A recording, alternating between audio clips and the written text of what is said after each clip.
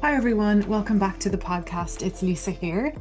And today we are going to be chatting all about this topic of the parts of ourselves that we may not like so much. So, this came to mind recently because I was thinking a lot about people who suffer with PMDD, people who struggle in some way with their menstrual cycle, and people who identify as highly sensitive or even identify as or be diagnosed with neurodiversity of some sort, or yeah, if you experience dysregulation around different times around your menstrual cycle. This is just a really like a really big topic, a really important topic, and something that has helped me a lot personally as well. And I just want to talk about it here on the podcast for the purpose of reflection, which is really what my podcast is all about. It's all about bringing a topic to mind, having a chat about it, and then leaving it with you to reflect on or take action on or learn something from. And yeah, this is something that I would encourage you to reflect on with a lot of kindness, with a lot of gentleness. Probably not going to be a very long episode because it's just a short kind of topic, but I just really want to name it, think about it, and give you some space to chew on it, and yeah, see where we go. So I've called it being okay with the shitty parts of ourselves. um, and it comes from this idea in the world of Jungian psychology and also now in menstrual cycle awareness and in the way that I work is this idea of the shadow self.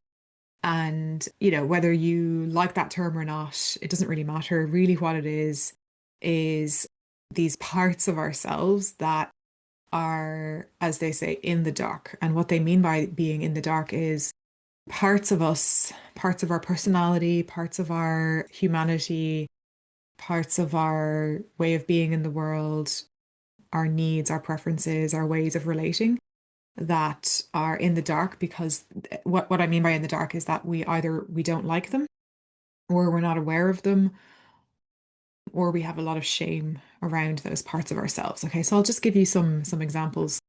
Um, an example could be if you notice yourself feeling irritable in your premenstrual phase, and one of the ways that comes out is that you get snappy with your partner or your family or your friends or whoever in work, and you might get snappy or moody. And yeah, we communicate in maybe the not the most graceful way with people we care about or people who are important in our lives. And then after an incident of feeling moody and snappy, we then maybe feel shame or angry with ourselves or sad, or we don't know how to repair what just happened, or we feel worried that they're going to think we're crazy or we're a bad person, etc. And it can kind of go into this spiral.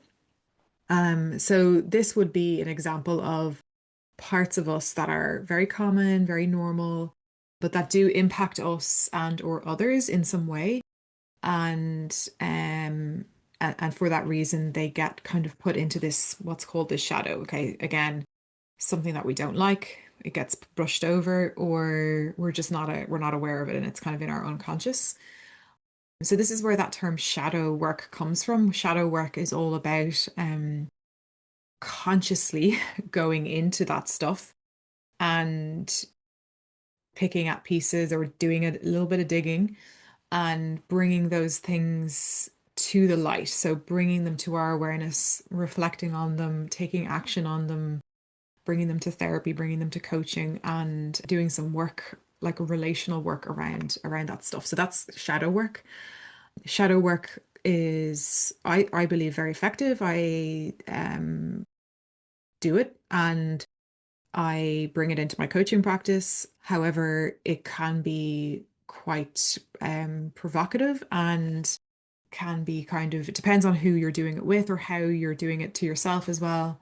Um, Especially if you do have a sensitive nervous system and there's been a lot of difficulty in your life, then it can be, yeah, you just have to go very, very gently with this stuff. Okay. So for the purposes of this podcast, we're just kind of learning about it and thinking about it and thinking about how we can think about these things differently, really, is what the purpose of this episode is really about, is about thinking about what this means for you and how you can relate to it a little bit differently and not be so afraid of the shadow. Because one of the things is if we have a lot of stuff in our shadow, um, the way I see it from my coaching perspective is that it requires a lot of energy for our nervous system to keep stuff in the shadow. So all that energy goes into this kind of pressure cooker and it drains your life force energy actually. So that's why shadow work can be very, very healing and it can bring a lot of relief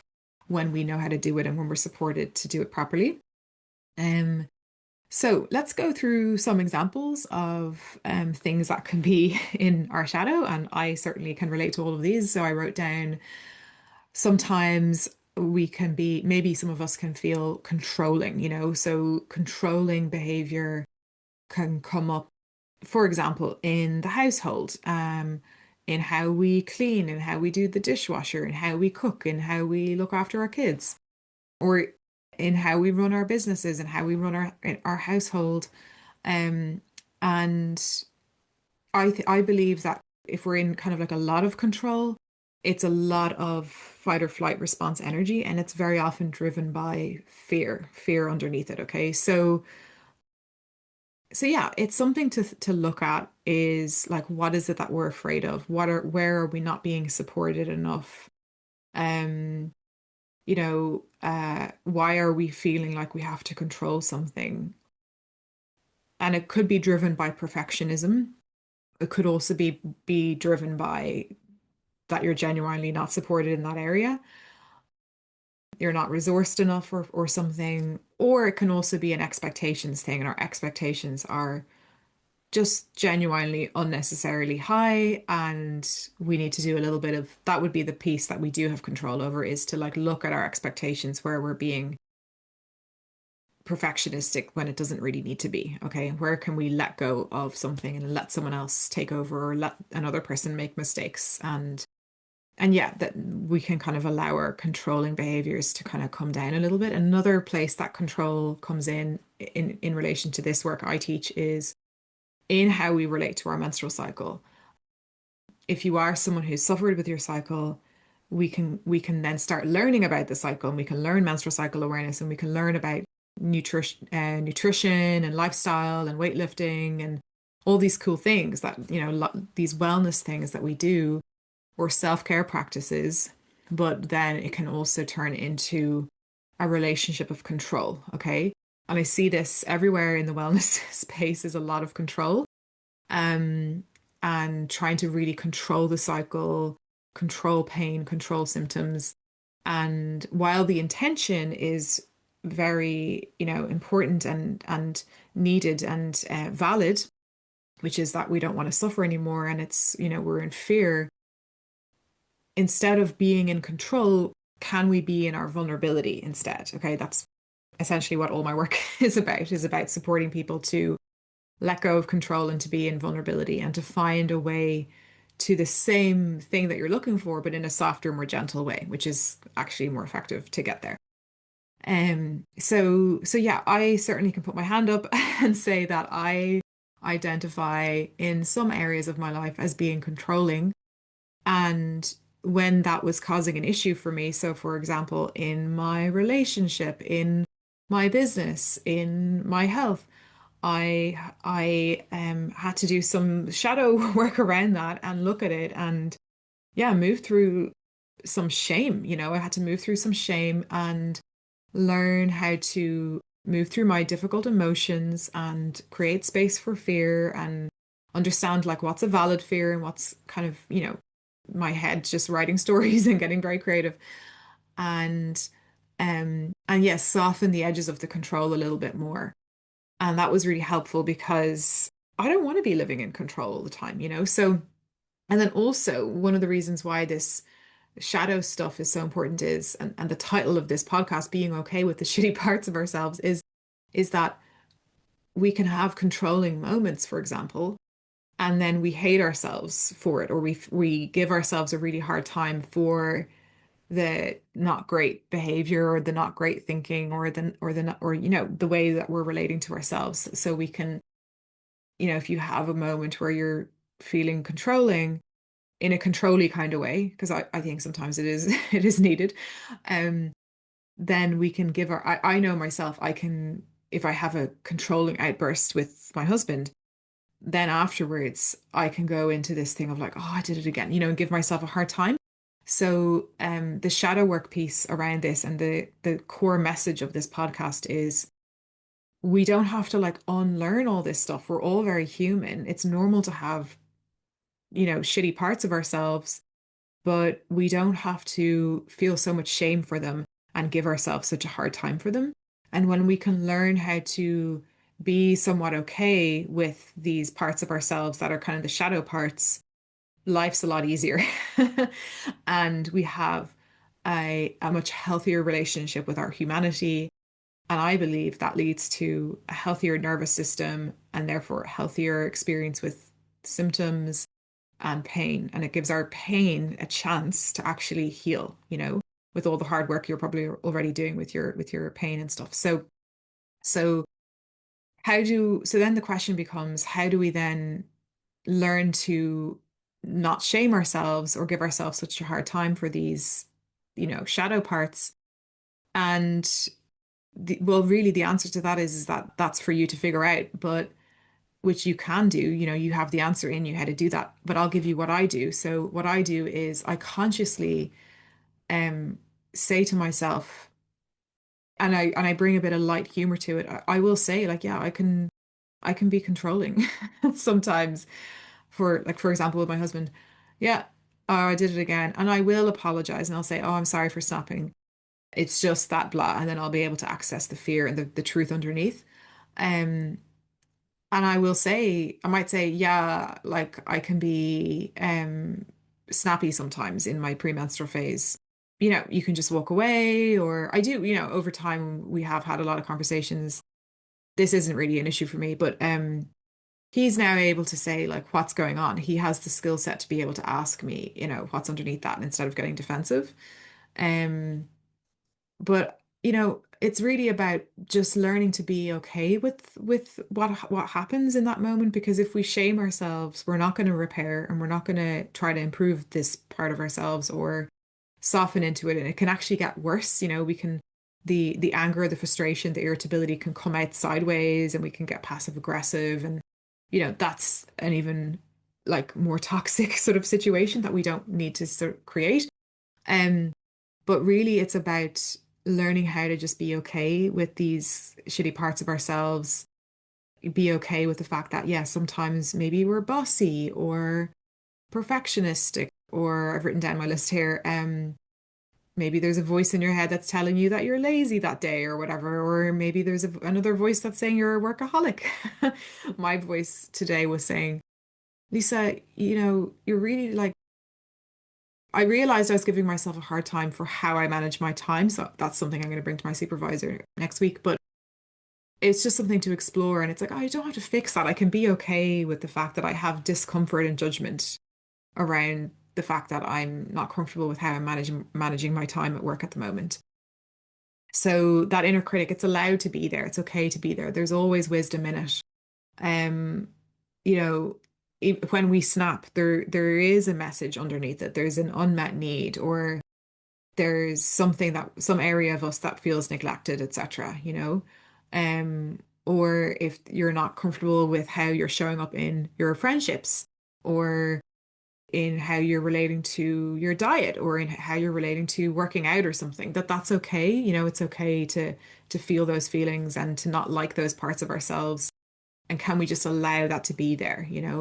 Um, so there's a coach whose work I really love, and I did some courses with them, and he was saying how, like, when we think about like how, am I, I think he said something like, oh, I can think of so many ways that I'm an asshole. And not that I want us to think that we're assholes or that I'm an asshole, but the message he's trying to say is that we're all capable of being shitty, being an asshole, being controlling, being lazy, being a workaholic, just these parts of ourselves that society rejects or that we reject within ourselves. And the reason why it's so important to come into an element of acceptance and graciousness with our humanity is, like I said, because when we're not pushing it away, your system has much more of a chance to access its life force energy and to heal. And yeah, because if we're just shaming ourselves quietly under the surface all the time, expecting ourselves to be this perfect person all the time, then you are going to experience health issues. I really, really do believe that. So yeah, so the question then is for you to leave with today is how can I come to be okay with those parts of myself that I actually don't really like? And particularly with the menstrual cycle, how can I be okay with that part of me that feels so much urgency and wants to fix this? How can I be okay with that part of me that hates everyone in my luteal phase? I definitely have days where I just been like, I hate people. And I don't. I love people. I love connection. Um, which you probably get that from listening to me. But I do have days where I just feel like I really hate people today. And it's so liberating to be okay with that and to allow myself to just have those thoughts, have those feelings, or to, yeah, feel a bit of shame and embarrassment around it, but then be able to catch it and be like, I'm just gonna let myself be okay with that. Like, or the way that I showed up for that particular person or my husband or my partner, you know, it wasn't great and that's okay, and let's just soften these edges a little bit because it's so good for your nervous system to come into being okay with the shitty parts of ourselves. We're all shitty. We're all wonderful and we're all, sparkly balls of glitter and light, and there's so much magic to you. And we have these shitty parts of ourselves that piss other people off and that we don't like about ourselves. And hey, that's okay, And take a minute with me just to feel into that, feel into this thing of like, oh, I have shitty parts to myself. And yeah, that's okay. That's okay. That is okay. And let's just hang out with that for a moment. And maybe you can hang out with that for a few days or a week or, see how far you can stretch it. And notice what happens in your nervous system when you allow yourself to hang out with these shitty parts of yourself. If you're a practical person like me, maybe you want to sit down and make a list. Don't make it too long. Make it like max 5 things. Things that you don't love about yourself, or maybe think that they are things that are good in some areas, but then in other areas they're not great. Like for me, I run a business, I run a successful business, and I have a lot of skill sets in that area, and the controlling thing is helpful, and performance and etc. But if I manage my relationship like that, then that's not helpful. And there are times where when I'm working on something shared, in my relationship with Richard, my husband, that my kind of like businesswoman CEO kind of like efficiency comes in, and that's okay. Like that is okay. And it's a great part of me. And yeah, it's not great either, because in my relationship I want to bring a different version of myself. So, because if I'm constantly all the time in all areas of my life being Mrs. CEO in all my relationships, then yeah, that's going to impact other people, and it's not a good way to show up. That's my belief, and it's been my experience. It doesn't serve in all areas of my life. So yeah, it does require a different way of being. And anyway, what I'm trying to say is that when I've had those moments, particularly in like the premenstrual phase, if we have like an outburst, obviously we have to repair. And what I mean by repair is like apologize and own our part and take responsibility in relationships, and then be okay with our humanity. And we are learning together. And if you're listening to this podcast, you're doing a lot of inner work and you are making progress and you're taking a lot of responsibility. So that's my message for today, is being okay with the shitty parts of ourselves. And I have crossed out loving because in the self-help world there can be a bit of a message around love all the parts. Um, but that's a lot of pressure. We don't have to love all our parts. Maybe we can just come into presence with them and acceptance and just allow them to be, and just to take off any pressure, and just let it be there. Hang out with that part, and give it some, I don't know, just give it some breathing room, really. It doesn't necessarily need loads of love and inner child work. It just needs a bit of breathing room, is really what I want to say. So that's the message for today. I do hear from some of you from time to time, so do let me know what you think of that topic, how it feels for you. Go super gentle with this one, because any kind of shadow work can be very provocative. So go very gentle, and just listen to this, podcast as a first step, and then take it from there. And let me know. Yeah, I'm curious, what are the parts that you're working with, and how you experience that in your nervous system. And if you have any other requests or questions for new topics, let me know. You can send me an email or message me on Instagram, and I will think about that and maybe make a podcast topic. And in some exciting news, I have been, in my intro and my outro, I have let you know about a program called the Menstrual Mastery Collective, and we are launching in September. So you can go to the link in the show notes to read all about that. There is a special offer on for the first cohort that comes in. It's a membership program where we are going to be working the menstrual cycle mastery skills. So that is the methodology that I have created for the mind-body approach for healing our relationship with our menstrual cycle. And yeah, I'm going to be opening the doors to that in very, very soon, in a few weeks, really. So make sure you're on the wait list. You can head on to the link in the show notes, and it's a very affordable special offer, which I'm excited about. So do get on the wait list for that, and I will be sure to let you know when that goes live, and I will get to meet you in person on Zoom very soon. But yeah, thanks for listening, and I will talk to you soon. Take good care. Thanks for joining me on the Menstrual Cycle Mastery podcast. If you'd like to begin this work with me, I run the Menstrual Mastery Collective, a monthly membership where you can dive deep into this work live alongside me and a supportive community. I'm also the founder of the Menstrual Coach Academy, a professional training space for trauma-informed coaching and facilitation. Head on over to the links in the bio to sign up for courses, programs, and grab any resources available. I'm so glad you're here.